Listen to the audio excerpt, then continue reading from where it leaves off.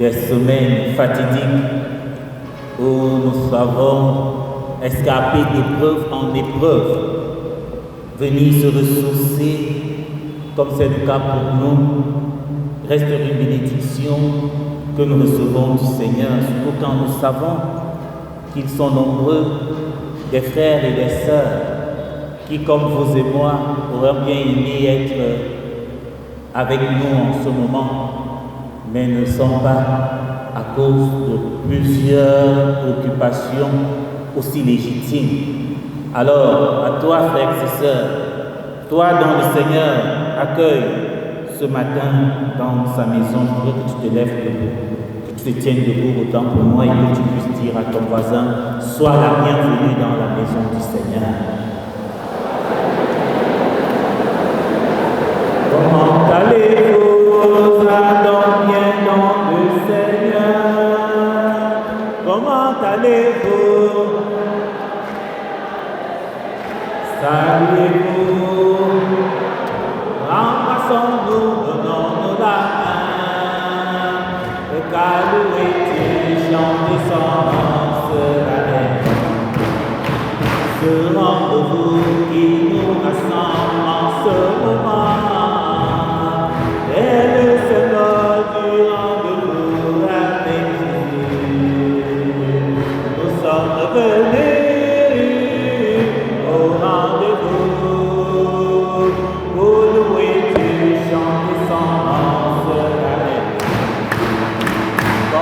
allez-vous?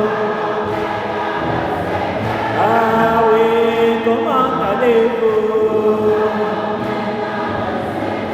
Saluez-vous, saluons, embrassons-nous, donnons-nous la main, car louez Dieu, chantez son danse la main. Merci, veuillez vous asseoir. Je voudrais encore que vous puissiez dire au voisin ceci de particulier. Mon voisin, allez-y, mon voisin, si dimanche prochain tu n'es pas là, je serai seul à cette place. Veillez que dimanche prochain vos voisins soient là. Merci. Merci. Jésus lui dit, le salut est entré aujourd'hui dans cette maison parce que celui-ci est aussi un fils d'Abraham. Frères et sœurs en Christ, en cette saison où nous apportons nos dons de reconnaissance à Dieu, nous sommes invités ce matin à réfléchir à la manière dont la grâce de Dieu transforme notre relation avec lui et avec le prochain. Offrir à Dieu ne devrait jamais être un geste extérieur ou une action mécanique, mais bien évidemment l'expression visible d'un cœur touché par l'amour divin. L'évangile de ce jour dont vous venez d'entendre la lecture nous présente un homme qui a compris cette vérité biblique. Un homme rejeté par son peuple, enfermé dans une vie sans dignité, mais qui a vécu une rencontre qui a tout changé. Cet homme, c'est Zachée, un personnage ambigu, différent de tous les riches dont parle le Nouveau Testament et qui, toute preuve réunie, fait ici l'exception de ce verset biblique, de cette affirmation qui dit qu'il est difficile à un riche d'être sauvé. C'est donc à travers lui, c'est à travers Zachée que nous découvrons ce matin comment la grâce de Dieu, lorsqu'elle te localise, elle te relève, te restaure et te fait renaître à nouveau. Je voudrais que tu dises à ton voisin, mon voisin, que la grâce de Dieu te localise ce matin et qu'elle demeure attachée à ta vie. Mes frères et mes sœurs, Zachée est un publicain et le texte nous dit qu'il était chef des impôts, un peu comme le directeur de la douane camerounaise. Oui, pour la communauté juive, Zachée incarne la trahison parce qu'il collabore avec l'occupant romain.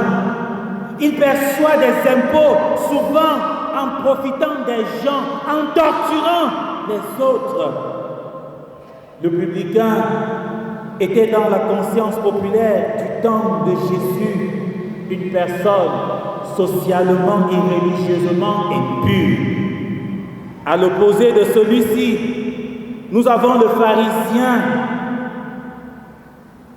qui représente la réputation religieuse, la conformité extérieure à la loi. Et je voudrais que nous soulignions davantage le mot extérieur. Et Dieu seul sait combien ces pharisiens ont des descendants, ont des enfants, des petits-enfants et des arrière-petits-enfants, même au sein de notre communauté de Lonka. Ces chrétiens d'apparence, ces chrétiens d'extérieur. Oui, ces chrétiens de faux semblants qui trouvent toujours le péché dans tout ce que font les autres. Ils sont parfois pasteurs, ils portent des robes noires comme nous, mais ce sont eux les meilleurs pasteurs que les autres. Ils sont anciens et veulent même ce matin honorer le Seigneur dans des tenues traditionnelles et Dieu seul sait comment c'est si beau. Mais les hommes ont accouru pour dire je ne suis pas dans ces choses de tradition-là. Je les entends parler.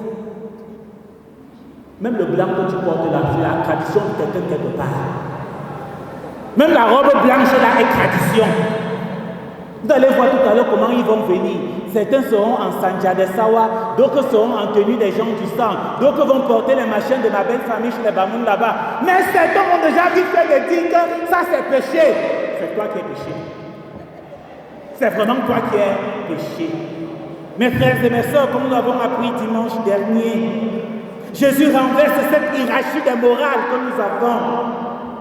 Le publicain confesse et trouve grâce aux yeux du Seigneur, tandis que la religiosité extérieure du pharisien et de beaucoup d'entre nous ici ce matin, notre religiosité masque parfois notre orgueil. Ça masque cette hypocrisie ou tout simplement, comme dit les évangiles, nous sommes des tombeaux blanchis. Quelle que soit la beauté d'un tombeau, l'intérieur est pourriture. On a beau mettre les marbres, faire des belles maisons pour bâtir, l'intérieur est pourriture. Et là même tu es tellement chiche. Tu as été chiche de ton vivant, même mort tu continues à être chiche. Parce que sur ces marbres, l'herbe ne peut même pas pousser, on ne peut même pas faire légumes. Même la chair ne peut pas brouter, tellement on a solidifié et escaladé le sol. Permettez-moi quand vous mourrez qu'on puisse récolter un peu de fleurs même sur vos arbres, sur vos tombes. Oui, mes frères et mes sœurs, tandis que notre religiosité fait de nous parfois des tombeaux blanchis, il y a une chose que nous devons nous dire ce matin, c'est que la plus grande maladie de l'Église d'aujourd'hui, l'Église dans tout son ensemble, et qui comme des métastases de cancer se développe aussi avec une extrême vitesse au sein même de notre communauté de Lonka, c'est l'hypocrisie religieuse. L'hypocrisie religieuse des chrétiens faux semblants, des anciens d'église faux semblants. Il faut seulement qu'on fait comme eux. Si on ne fait pas comme eux, si ça ne vient pas d'eux, c'est qu'il y a péché dedans. Faites très attention. Je sais qu'il y a des gens ici que s'ils nous dévancent au ciel, ils vont arriver, ils vont fermer la porte. Heureusement que ce n'est pas vous, Dieu. Frères et sœurs, le récit de Zachée est pour nous aujourd'hui encore la mise en scène de cette vérité. Dieu ne regarde pas. Dieu regarde le cœur, pas seulement l'apparence. Zachée était petit de taille, il était même petit au regard des autres. Mais il était grand dans la grâce de Dieu. Dieu ne classe pas les gens. Il connaît leur nom. Il connaît leur histoire. Et c'est vers ce pécheur méprisé, rejeté, qu'il va se tourner. Un autre fait assez intéressant, frères et sœurs, de cette page de l'Évangile est ce désir ardent de Zachée de voir Jésus. Malgré son statut et son péché, Zachée a soif de Jésus, une soif si profonde qu'elle le pousse à faire deux choses inattendues. En effet, deux obstacles se dressent devant lui, notamment la foule qui le rejette et sa petite taille qui l'empêche de voir un peu plus loin. Mais son désir, ce grand désir de voir Jésus surmonte tous ces obstacles. Zachée ne renonce pas. Il court, chose assez humiliante pour quelqu'un de son rang, voir un ministre courir pour la rencontre du Seigneur. Voir un chrétien, un ancien d'église garé et courir parce qu'il est 10 heures, il voit la possession. Ah non, tiens, on est tellement suffisant qu'on ne peut pas faire déjà des choses là. Mais Zachée n'était pas n'importe qui dans sa société. Et pour juste voir le Seigneur, le texte nous dit qu'il a fait comment? Il a fait comment? Il courait. Oui, ce comportement révèle une vérité essentielle. La foi authentique ne reste pas bloquée devant les épreuves. Est-ce que tu peux dire ça à ton voisin? Voisin! Voisin! La foi authentique ne reste pas bloquée devant les épreuves. Oui, mes frères et mes sœurs, cette foi ose, elle lutte, elle grimpe sur les sycomores. Ce comportement nous apprend aussi qu'on ne tombe pas sur Jésus par hasard. On ne naît pas chrétien comme on est citoyen d'un État. Quand tu nais sur le sol camerounais, même si tes pères sont tchadiens, tu es camerounais. Mais ta mère te conçoit n'importe où. Et vient les douleurs, la contraction, tout ça là, elle t'accouche même ici à Longa, ça ne fait pas de toi un chrétien.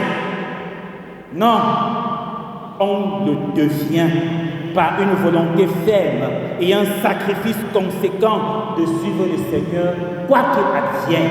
S'il y a une chose que nous sommes riches avec, et Dieu n'a pas, c'est que nous avons des petits-fils. Nous avons des arrière-petits-fils. Dieu n'a pas de petits-fils. Il n'a pas d'arrière-petits-fils. Il a des fils, point. Il a des enfants. Mon statut de pasteur ne fait forcément pas de Daniel et de David des chrétiens, des enfants de Dieu. C'est chacun. C'est chacun qui devient enfant de Dieu. À tous ceux qui l'ont reçu, à tous ceux qui croient en son nom, il donne le pouvoir de devenir enfant de Dieu. Mes frères et mes sœurs, pour Zachée, l'obstacle principal était la foule qui l'empêchait de voir Jésus. Aujourd'hui, nos foules peuvent être le regard des autres, mais ne regarde pas les autres pour donner ta vie à Jésus. Tu seras seul devant le tribunal de Dieu. Nos foules peuvent être la culpabilité du passé. En Christ, toute chose devient nouvelle. Même si tu as pataugé dans quel genre de loge, dans quel genre de secte, parce que tu es là aujourd'hui, le Seigneur veut toucher ta vie et il veut te transformer. Il veut que tu descendes de ton sycomore. Nos foules aujourd'hui peut être l'habitude d'une vie sans Dieu. Le doigt accusateur, que nous pointons toujours vers l'autre. Mais Jésus nous pose à tous une question ce matin. De quoi dois-tu descendre pour me rencontrer? Zachée est descendu de son sycomore. Ce sycomore où il a rencontré Jésus. Peut-être toi, tu dois descendre de ton orgueil, de ton assurance dans les biens matériels, de ton regard dédain vis-à-vis des autres, de ton mépris vis-à-vis de ceux qui ne sont pas de ta classe ou de ta catégorie. Et nous le voyons bien dans ce texte. Alors que tous regardaient Zachée avec mépris, Jésus fait quelque chose d'extraordinaire. Il lève les yeux vers lui. Et tandis que la foule voit un voleur, Jésus, lui, il voit un fils d'Abraham. Et il dit, Zachée, descends vite. Il me faut aujourd'hui demeurer dans ta maison. Le fait que Jésus l'appelle nommément nous rappelle encore ce matin que la grâce est personnelle et le salut individuel. Quelqu'un peut dire, la grâce est personnelle et le salut individuel. Allons-y. Et aussi, frères et sœurs, Dieu ne nous traite pas en fonction de nos catégories et de nos classes sociales. Il appelle les personnes par leur nom et désire demeurer avec nous dans notre maison. Il dit, je me tiens à la porte et je frappe. Si quelqu'un entend ma voix et m'ouvre la porte, je peux entendre la voix de quelqu'un qui frappe et je décide de ne pas ouvrir la porte. Jésus fait sa part. Il dit, Zachée, descends. Zachée pouvait rester là en haut. Jésus frappe à la porte de ton cœur. Est-ce que tu es alors prêt à lui ouvrir ton cœur? Ouvre ton cœur à Jésus. Mon frère, ma soeur. Oui, Jésus prend l'initiative de s'inviter chez Zachée. Il transgresse toutes les frontières mutuelles. Et par ce geste essentiel, il nous enseigne qu'avant d'exiger de nous des œuvres de bienfaisance, avant d'accueillir nos dons, nos offrandes, Dieu veut premièrement entrer dans notre vie. Il veut premièrement faire partie de notre maison. Il veut régner sur notre cœur. La véritable conversion n'est pas d'abord un programme de correction, mais c'est une rencontre qui transforme. Jésus n'est pas entré dans la maison de Zachée parce qu'il avait donné aux pauvres, mais parce qu'il était un pécheur qui cherchait avec ardeur à être en communion avec lui. Un homme perdu qui avait besoin d'un sauveur.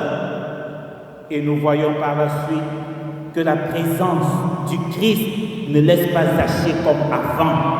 Une transformation profonde éclate sur ce dernier. Il dit, je donne mes biens aux pauvres. Et si j'ai fait du tort à quelqu'un, je rends au crapule. Ce geste, mon frère, ma soeur, nous montre qu'un cœur converti devient un cœur généreux. Dis ça à ton voisin. Voisin, un cœur converti est un cœur généreux. Dis-lui aussi que la véritable repentance concerne aussi mon porte-monnaie. Non, dis-lui ton porte-monnaie. La véritable repentance concerne aussi ton porte-monnaie.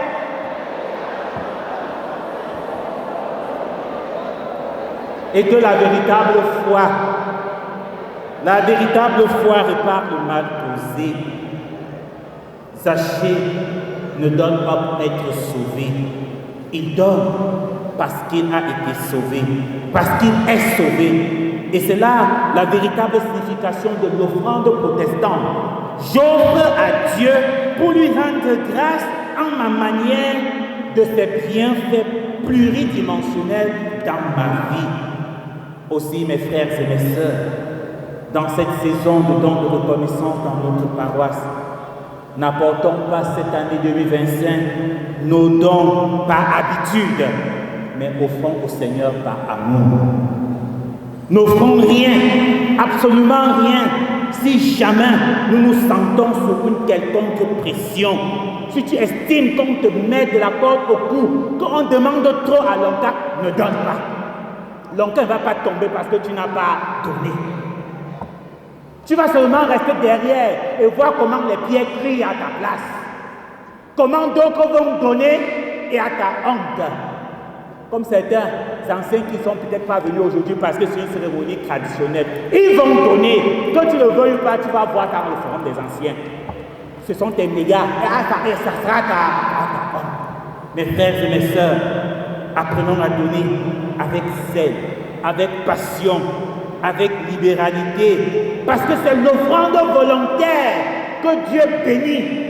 C'est l'offrande volontaire que Dieu fructifie. Ce que tu donnes en serrant ton cœur là, c'est la fruit de l'Éternel que tu attires sur ta tête. Mieux tu ne donnes pas. Mieux tu ne donnes pas. Et quand il t'arrive de ne pas donner, ne contamine pas ton voisin. Tu n'es pas une cellule cancérigène qui doit forcément contaminer les autres cellules. Je dis que je ne donne pas et tu restes cool. Parce que quand tu vas contaminer ton voisin, tu portes sur toi ta croix et ça part de toi. Et aussi, comme David, ne donnons pas, je veux dire, n'offrons pas à Dieu les restes après avoir tout calculé, mais offrons au Seigneur une offrande qui nous coûte quelque chose. Terminons, frères et sœurs, si vous voulez bien, notre prédication avec cette notation de Jésus sur le Zachée. Aujourd'hui, dit Jésus, le salut est entré dans cette maison. Le Fils de l'homme est venu chercher et sauver ce qui était perdu. Aujourd'hui encore, Jésus cherche les Zachées de notre temps. Il cherche les Zachées de notre quartier, de nos familles, de nos églises, de nos institutions gouvernementales, capables de se remettre en question face aux multiples crises sociales que connaît actuellement notre nation. Jésus est à la recherche des Zachées qui sont prêts à privilégier l'intérêt commun au détriment des intérêts partisans. Que chacun de vous, au lieu de considérer ses propres intérêts, considère aussi ceux des autres. Qui n'a jamais entendu ça? C'est l'apôtre Paul qui parle de ça dans Philippiens. Et plusieurs fois, 2 dimanches sur 4, ça revient comme les paroles de loi ici à la liturgie. Qui n'a jamais entendu ça? Mais que faisons-nous de ça? Tellement nous avons conjugué le verbe avoir à la première personne du singulier. Le jet.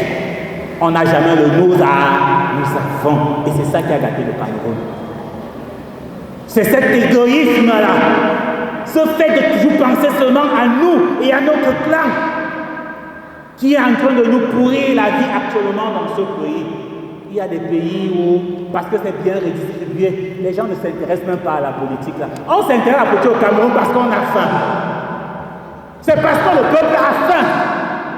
S'il était bien traité, faites ce que vous voulez, le problème c'est où? S'ils avaient de l'eau, de la lumière, des routes et autres, le problème c'est où? Tu n'as qu'à faire même 50 ans là-bas, ça fait quoi à qui? Tu vas quitter pour que Panga vienne s'asseoir?